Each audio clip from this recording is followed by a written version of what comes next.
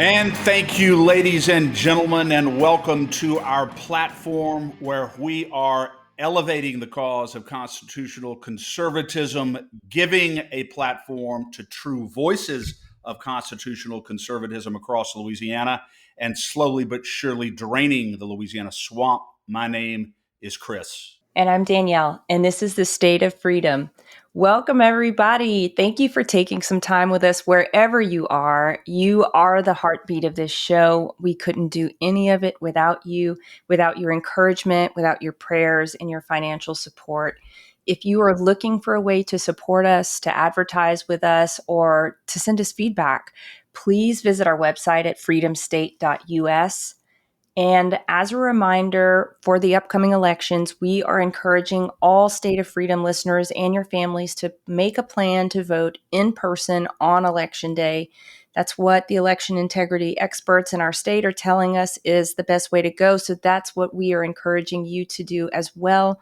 If you're looking for a list of endorsements, LCAG and the State of Freedom have listed that on our website at freedomstate.us/endorsements. So feel free to take a look at that, share it with your friends and family as well if they are just looking to know who to support or looking for some recommendations on the amendments as well. So we have that. And then, as you know, we're in the last few episodes of the endorsement series. We hope that you are enjoying it. We hope that you're sharing episodes with friends and family who live in the districts we're covering, because every single one of these candidates will affect the future and the direction of our state. And just as a reminder, you can send short, really snappy, great clips of these candidates from our YouTube and Rumble channels to your friends and family. And links to those socials are in the show notes, and they're on freedomstate.us. Today, we will be speaking with a conservative candidate who serves in the military. He serves his local community, and he has served us very well in the state Senate, too. We are so pleased to have joining us today Stewart Cathey Jr., who's running for state Senate in District 33. Before we speak to Stewart, let me read the scripture of the day. It is Jonah chapter 2, verses 5 through 10. And it says, "The engulfing waters threatened me. The deep surrounded me. Seaweed was wrapped around my head. To the roots of the mountains I sank down. The earth beneath me barred me in forever. But you, Lord my God, brought up my life from the pit. When my life was ebbing away, I remembered you, Lord, and my prayer rose to you, to your holy temple. Those who cling to worthless idols turn away from God's love for them. But I, with shouts of grateful praise, will sacrifice to you. What I have vowed, I will make good. I will say, salvation comes from the Lord. And the Lord commanded the fish, and it vomited Jonah onto dry land." I'm reading that today because we all go through dark nights of the soul. And whether it's because the choices we made or it's because of circumstances that are out of our control, everyone goes through these dark times. And Jonah rejected the instruction of the Lord, and that's how he ended up in the belly of the whale, we know. But even there, the Lord was able to reach him. Even there, it was not too late for him to turn his heart and his life back to the Lord, and that's where he found salvation. If you are in the belly of a whale of a dark time, a dark night of the soul, don't give up and don't resign yourself to stay there. Turn to the Lord, cling to the Lord, and he will answer you. He will save you, and he will make a way where there is no way. Even if it's a mess we've gotten ourselves into, he will do it.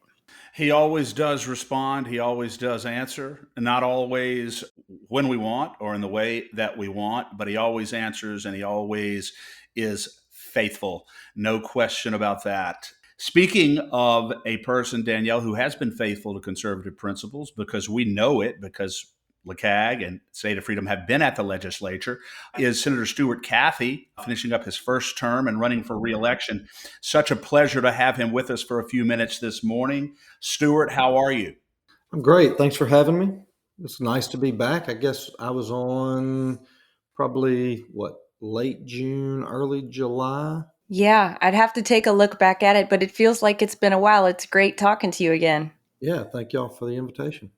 2 weeks out, Stewart, before the election, and I'm sure that you are out there running around, busy advocating.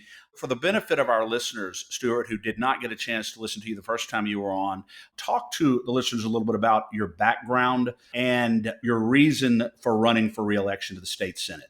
What's motivating you? Well, so a little bit about me first. I've spent 20 years in the Army, 2 tours overseas in Afghanistan. Also spent some time in Puerto Rico in 2017 after Hurricanes Irma and Maria, which was honestly probably the most challenging thing that I've ever done in my life. And my dad and I also have a small business together that we do some, defense contract work, capitalizing on our experience. Both he and I both are veterans and have extensive knowledge and ability in the defense sector. And so we do quite a bit of work with some firms out of DC. Have spent the last 4 years as a member of the state Senate, chair of the Senate Ag Committee. Fun fact for you, I love fun facts, is that in the history of the state of Louisiana, there's only been one true freshman committee chairman, and that's me. I'm kind of excited about that, proud of that, to say that there's never been anybody with no experience walk in on day one and chair a committee. And we've done quite a bit of positive things over the last 4 years that I'm proud to stand on, particularly when you look at how we've been able to bring projects to North Louisiana that I know you guys are in South Louisiana, but we always kind of feel left out. And over the last 4 years, we've been able to shift a little bit of that focus to do some really good things dealing with our local water systems and our infrastructure and the challenges that we continue to face that we feel like we've been neglected for so long. And so my people are proud of that and happy for that. And I'm proud of it too. And it's kind of the basis for why we're running for re-election, to continue the mission. Yeah. Well, Stewart, first of all, I want to, on behalf of the State of Freedom and on behalf of LeCag, just wanted to thank you for your service to our country. 20 years in the military involves a substantial sacrifice of your time, energy, and resources, and it is not lost on us. That's a long stint. And our understanding is that are you still in the reserves at this now?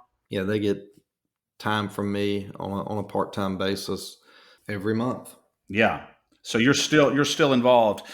I want to talk, Stewart, a little bit about this most recent legislative session. When you talk about what we look at when we're observing people who are serving in the legislature, we're trying to find and see the ones who actually are there doing things that are of measurable significance to citizens in Louisiana, making a difference there, not just there for a title, not just there for self-enrichment, not just there to benefit themselves. And when I think of people who are serving, who are there for the right reasons, who can point to things that they have actually done that directly serve Louisiana, you're one of the names at the top of the list. And so most recently in the legislature, as you know only too well, there was a bill there by Representative Gabe Ferment that would have made Louisiana the last state in the South, I believe, to prohibit what's called transgender surgery on minors, which is a very euphemistic way of describing what we believe is a very barbaric procedure involving the genital mutilation and the chemical castration of minor children in Louisiana. Well, you recall that initially that legislation, that very important legislation, was defeated in a Senate committee and looked by all indications to be dead on arrival. And then something happened in the Senate at that point, Stewart, because of your initiative and your efforts to revive that bill and ultimately get it passed.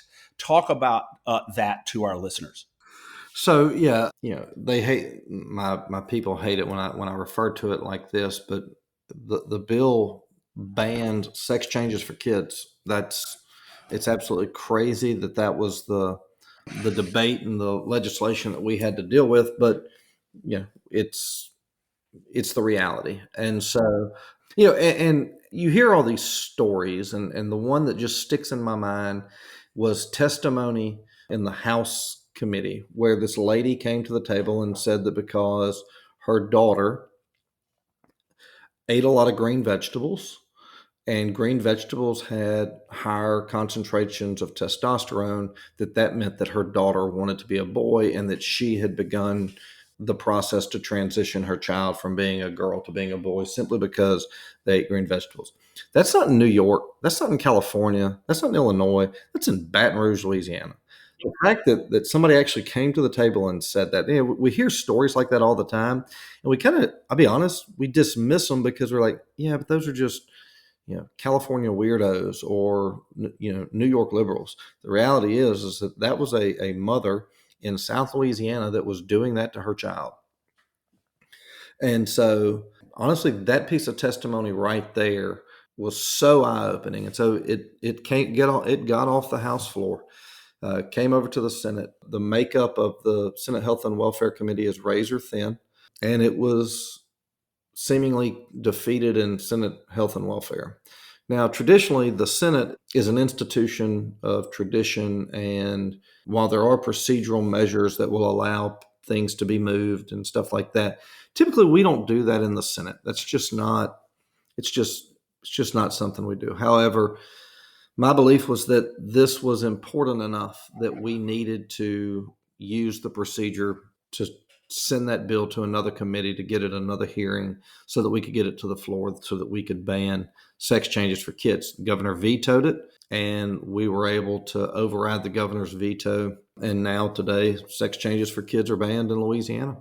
And Stewart, it's important for our listeners to know what you just alluded to, that the procedure that you initiated and used in the Senate, the motion to recommit, is not something that the Senate often uses. But your leadership is what invoked that procedure and was able to get that back to committee, as you said, ultimately passed. If that hadn't happened, if you hadn't done that, I think the inference is that Louisiana would remain the only state in the South that still allows this procedure and could be on our way to becoming a sanctuary state for this type of procedure.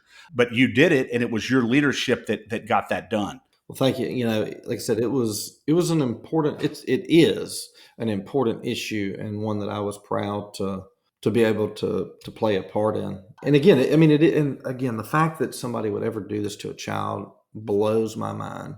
But there are people out there that do, and thankfully they're not going to do it in Louisiana. Not going to do it in Louisiana, and we had and it's amazing. You look up and maybe last year we would have been saying, oh, well, they'll never do this or they'll never do that. It just seems like every day we're seeing things that we never thought would be realities. And we obviously have to stand up and fight back on that front.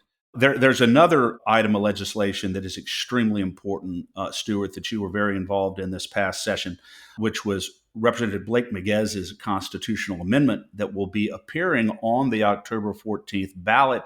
And this amendment, if it passes, which hopefully it will categorically prohibit dark foreign non-governmental money from being donated to election officials or into the coffers of election officials for the purpose of, quote, administering an election.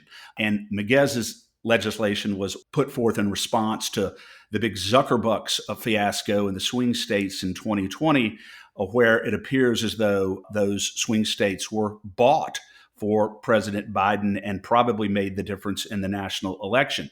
Miguez was concerned about that, put this forward. If this amendment passes, then that type of monetary donations into our election system will be prohibited in Louisiana.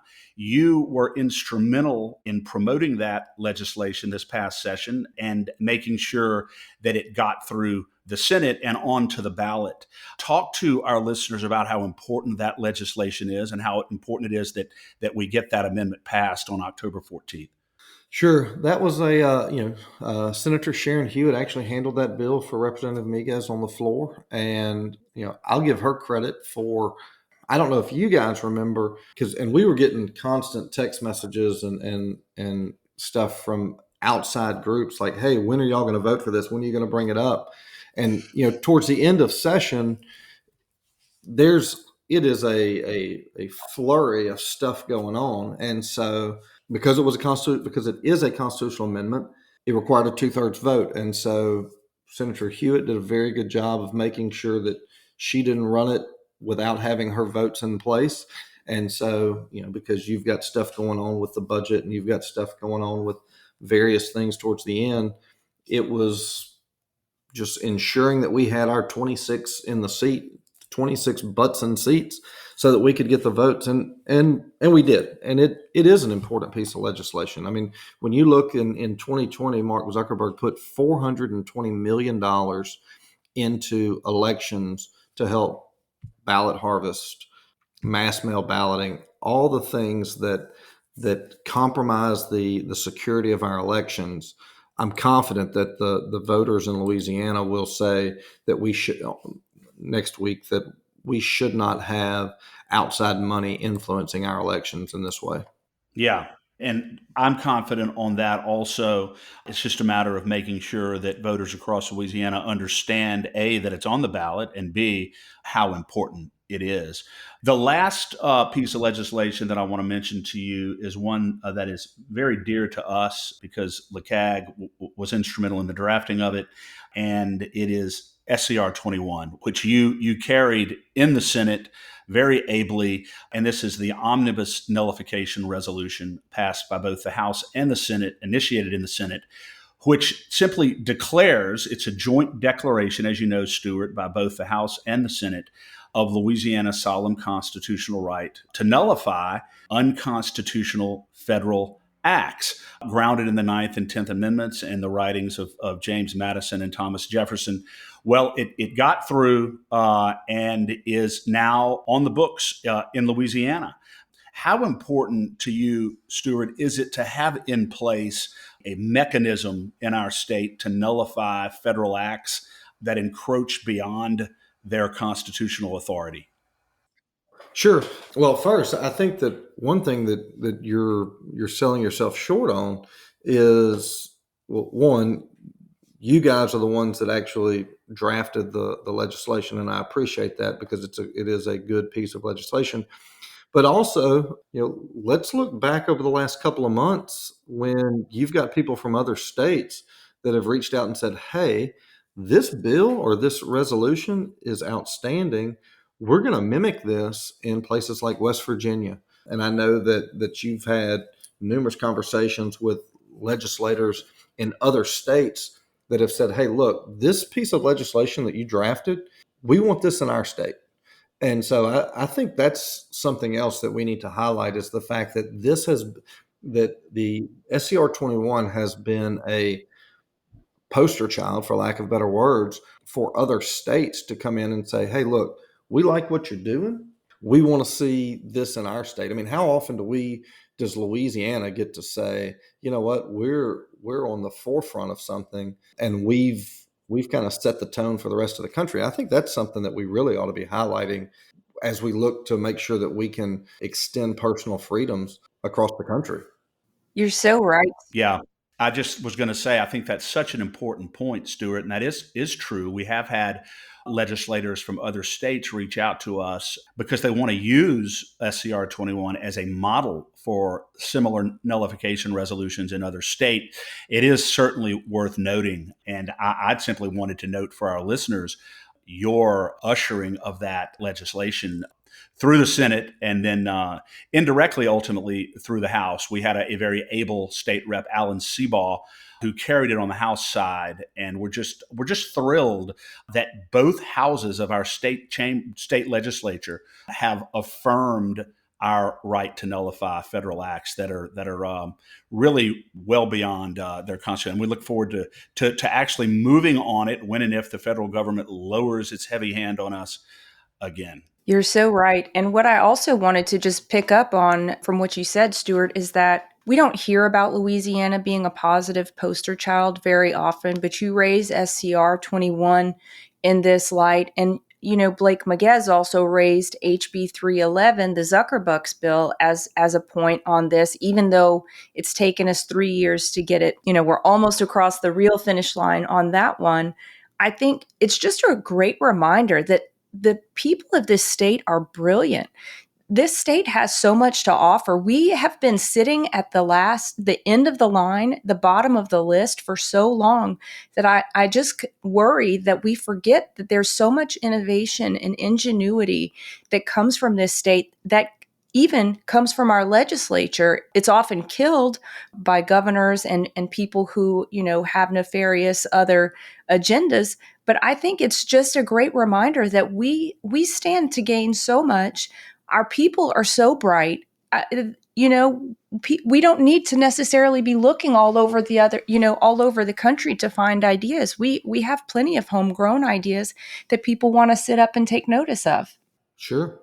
I completely agree. I'm actually reading a book right now that one of my pastors wrote, just talking about the innovation of various people in Northeast Louisiana that you would never have any clue about. That's awesome. Yeah, it's really interesting. When you talk about the really good stuff that we've got going on here, it often gets lost in the fray, but we do have a lot of things that we should be proud of. We do. Give us the name of the book, even offline, and we'll drop it in the show notes for people to follow. If you can, we can send them a link or something, and they can pick it up as well. Because I think this is a topic that we should be encouraging people to remind ourselves that Louisiana is a state of innovation. Just back to you, Stewart, on the issue of state sovereignty. So one issue that has been on our mind and has been a big concern to our listeners is the possibility of another lockdown, which would infringe on both state and individual sovereignty. Where do you stand on the issue of lockdowns and mandates if something like that were to rear its ugly head again? Sure. Well, I'm going to hope that it doesn't. Us too. Yeah. And I think that you're going to you would see a completely different approach today than you did 3 years ago when it first popped up, just from the fact that we know so much more. And so if there was an attempt by the executive branch to shut down the state and lock it down, I think that you would see a massive uprising.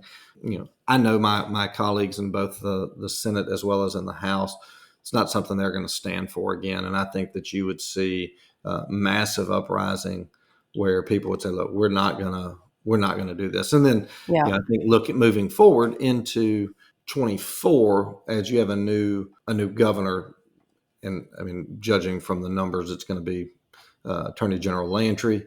I don't see any chance in the world that he would go through with something like that. Yeah. Well, it certainly, we do have to remember that much of in fact, all of the impetus for the former lockdown in 2020, John Bel Edwards was merely the instrument in Louisiana, but he was being pressured, and the incentive and the driving force behind it was from, I think, federal authorities and even international authorities who have a very, very different agenda, and it's not about our health and our welfare. And so we have to be prepared, and I'm very glad that you are affirming that. We need to be prepared for whatever they may try to do. And at this point, nothing really shocks me. I wouldn't be a bit surprised if they make another run at it. But I do agree with you that I think the response would be overwhelming in opposition to it. So let me turn briefly here, Stewart, to your campaign. I know you're running. We know you're running against, Ned White. We don't know too much about him, but we do know that your opponent supported the National Democratic Party, has made big donations to the Democrat Party, was a supporter of John Bel Edwards, and actually is quoted as saying that he was the right person at the right time. Well, I would say, and this is probably a grand understatement, that's probably not the majority opinion of Louisiana citizens across the state right now. He is singularly unpopular at this point, yet your opponent is quoted recently as saying he was the right person at the right time.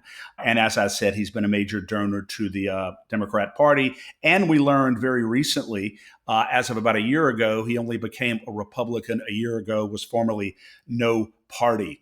Talk about, in this context, is it concerning, and should it be concerning to voters in your district this particular history and apparently these sentiments being expressed on the part of your opponent?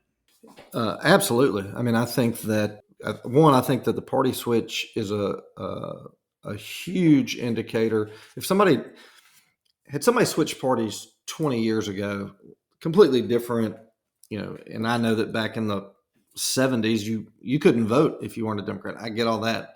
But for somebody to go 30 years without being a Republican and then all of a sudden deciding, hey, I think I'm conservative today because I think that's what the people of this district want to hear.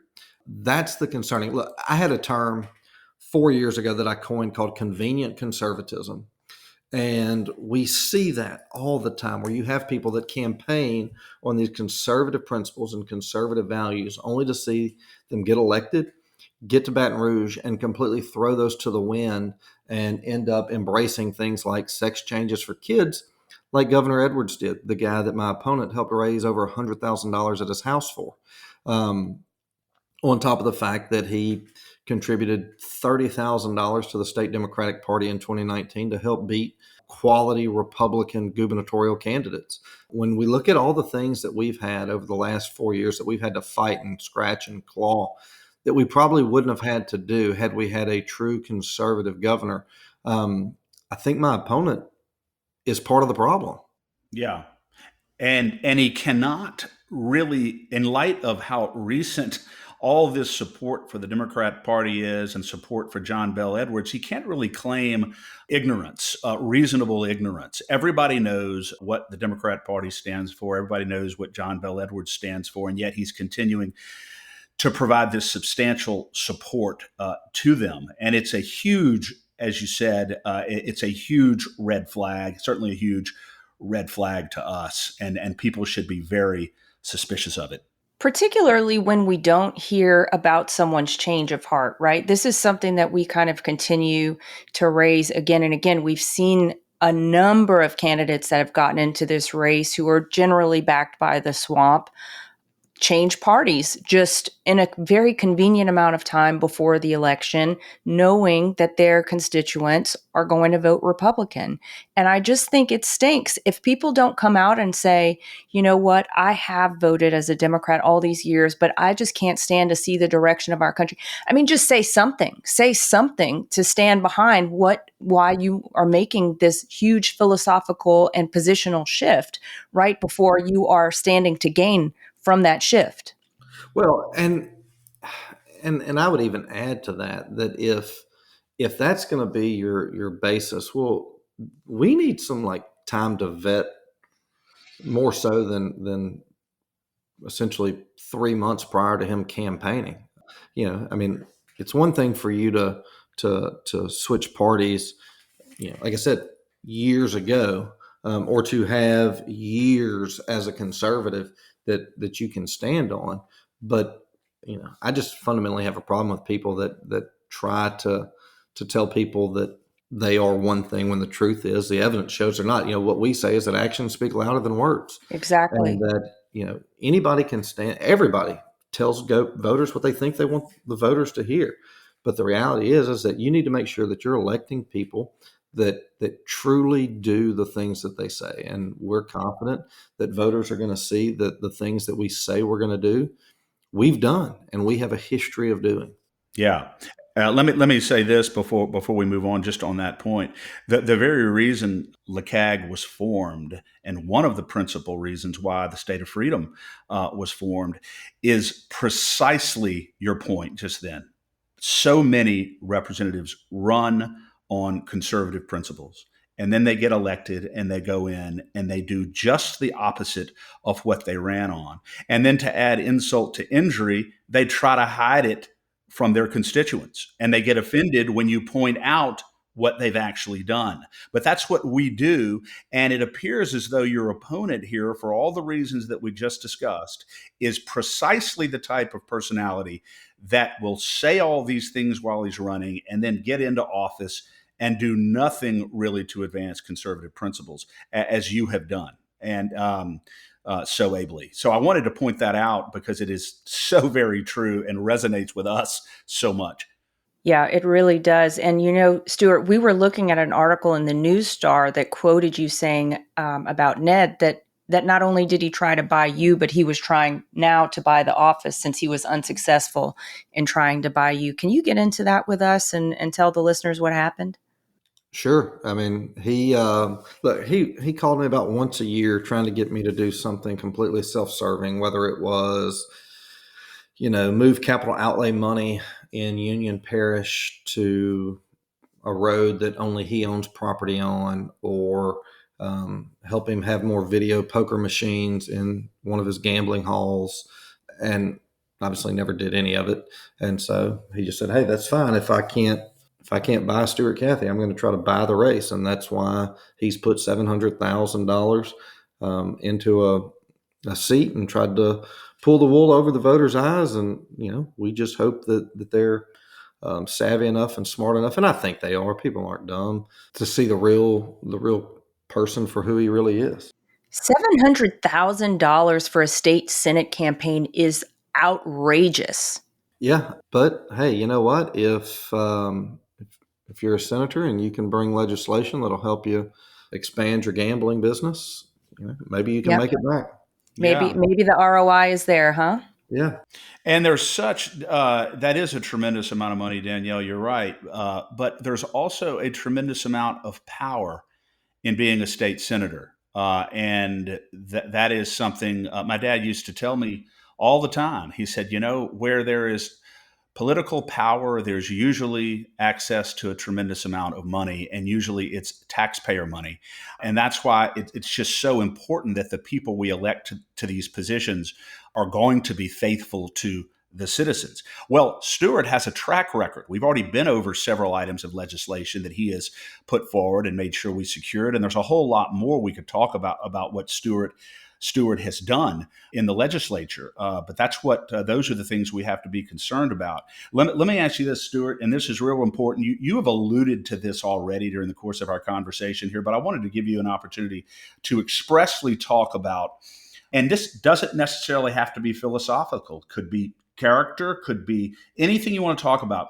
What would you want your voters to know are a couple of the core differences between you and your opponent here that you want them to know about when they go in there and make their vote? Sure. Now my opponent is trying to label me as a career politician. I don't understand how one term in the legislature makes you a career politician. Maybe if you were 22. The one thing that I can say is that I am a career conservative, which he can't say. I have a track record of service. I didn't start getting involved in the community once I decided to run for office. I have been involved in nonprofits. I have been involved in, through my military service, been involved in my church for decades. It wasn't something that I said, "Oh, you know what, I'm going to run for office. Let me start giving money to charity, or let me start trying to look like I'm involved in the community." This is something that I've been committed to for years.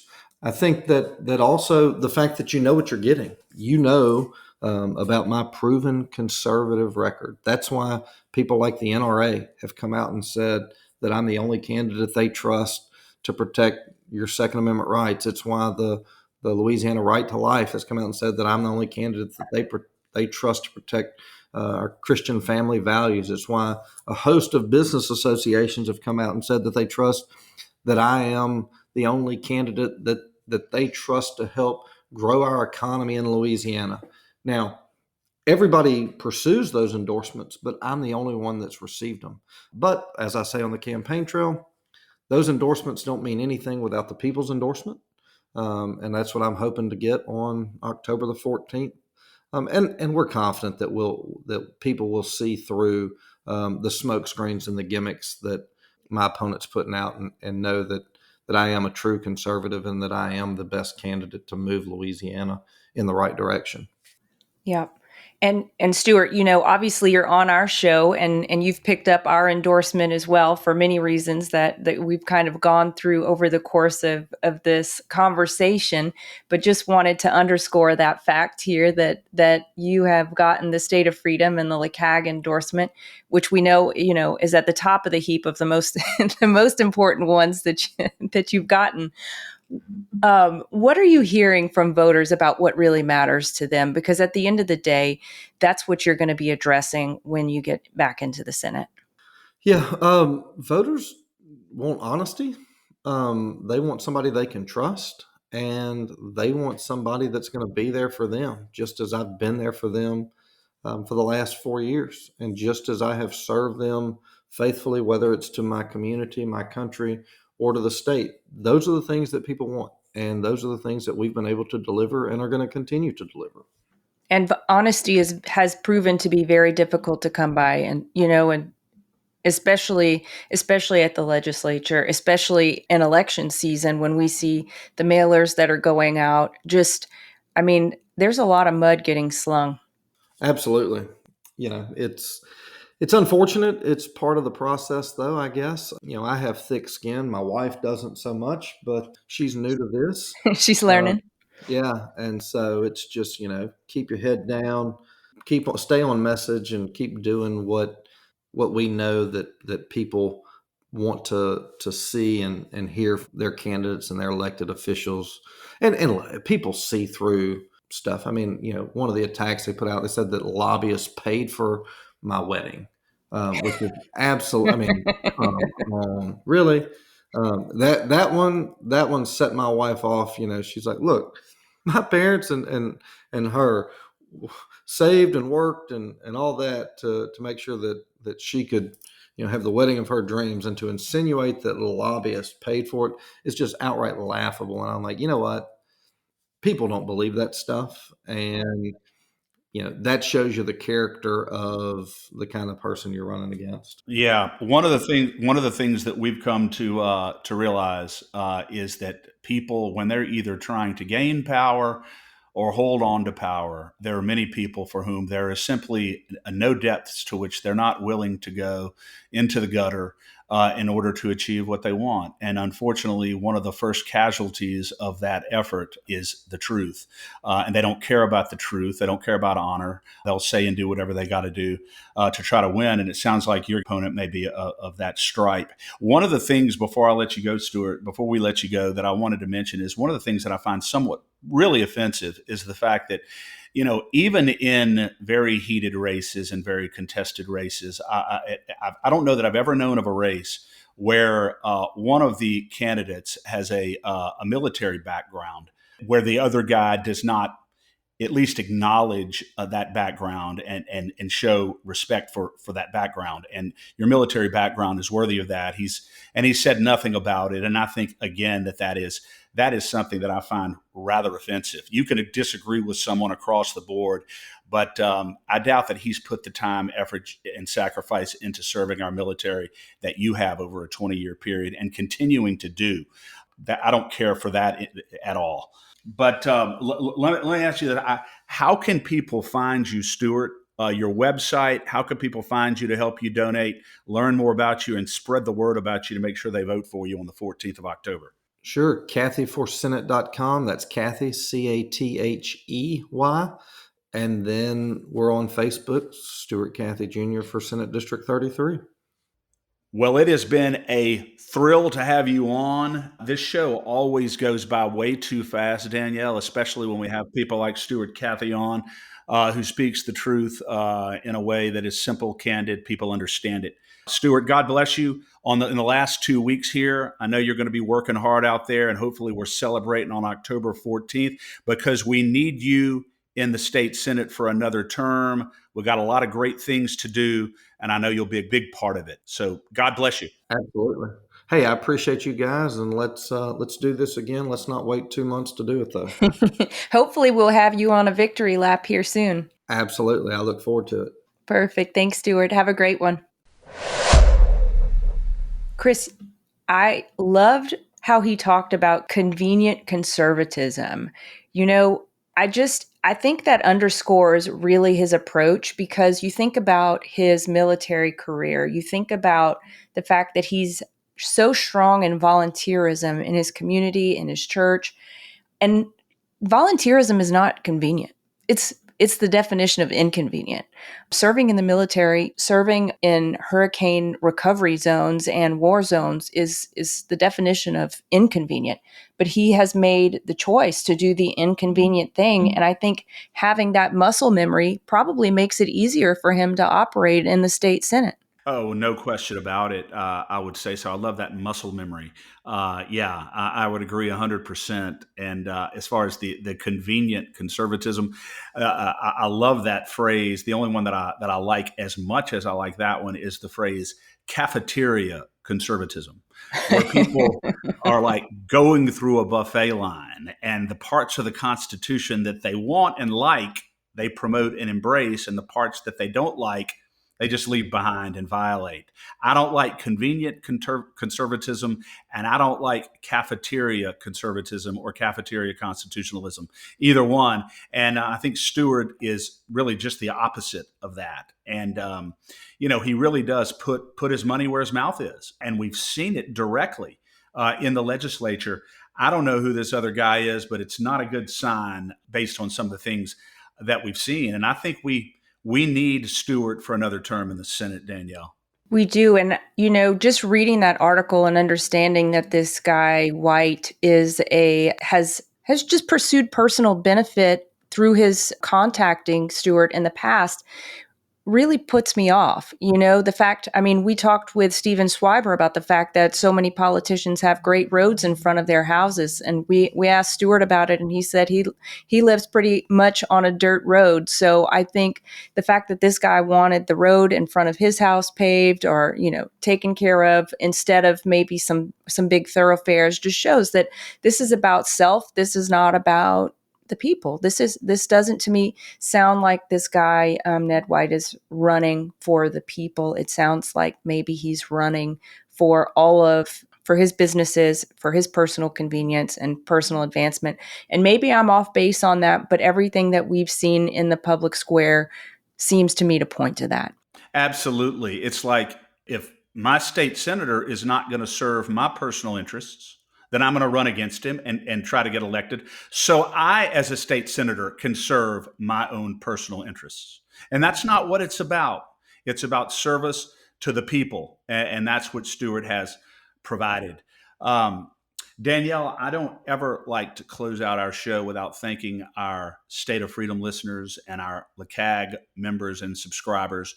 As far as LCAG, the resources that are donated to LCAG are being used to invest in candidates, constitutional candidates who are running for office, who are going to help us return our legislature to the people and to the citizens. And that's what we're all about. And so thank you all, listeners, for supporting LCAG. If you want to make a donation to our PAC, you can do it online at lacag.org. Or if you want to make a donation, you can mail it to LCAG PAC, LACAG PAC, PAC, P.O. Box 64952, Baton Rouge, Louisiana 70896. And we are thrilled to have all of the support. And of course, the State of Freedom. Yes, and to donate to the State of Freedom, you can go to freedomstate.us. And just a reminder, Chris, we were talking with Katie, your wife, before the show, and just kind of thinking through a couple things, and she raised such a fantastic point that the reason that conservatism is in the state that it's in right now, which is in a state of really defense, it's time for us to go on offense, and we go on offense with the truth. We're not going on offense with mudslinging, but it is time for us to stand up and fight. And that's what LCAG is doing. That's what the State of Freedom is doing. We know that's what our listeners are doing, but we have to be committed to the fight. We can't just be nice people saying nice things about other people. We have to say the truth. We have to stand up with courage, and we have to not tolerate the nonsense anymore. Absolutely. And it's about speaking the truth.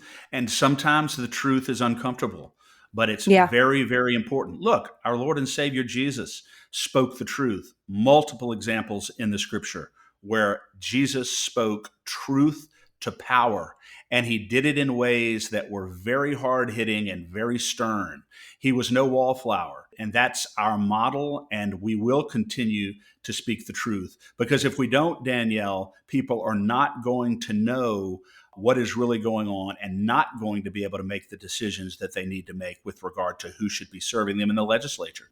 Exactly. And that's what we're about, 100%. That's exactly Yeah. what we're about. And we want to see people have the ability to make smart choices, make informed choices, and make choices that reflect their values, not just sound bites that they're seeing on TV because of all these ads. Exactly. Not just out there running and saying what people want to hear so you can go to the legislature and betray what you've told them on the campaign trail. That's not what we're about. We are informing voters. The State of Freedom is expanding its platform across the state. LeCag is growing by leaps and bounds. And if we continue to keep our eyes on the Lord and continue to focus and continue to have courage, every day we will take another big step to preserve the state of freedom in Louisiana. Yes, we will. Here we come, October 14th. Let's do it.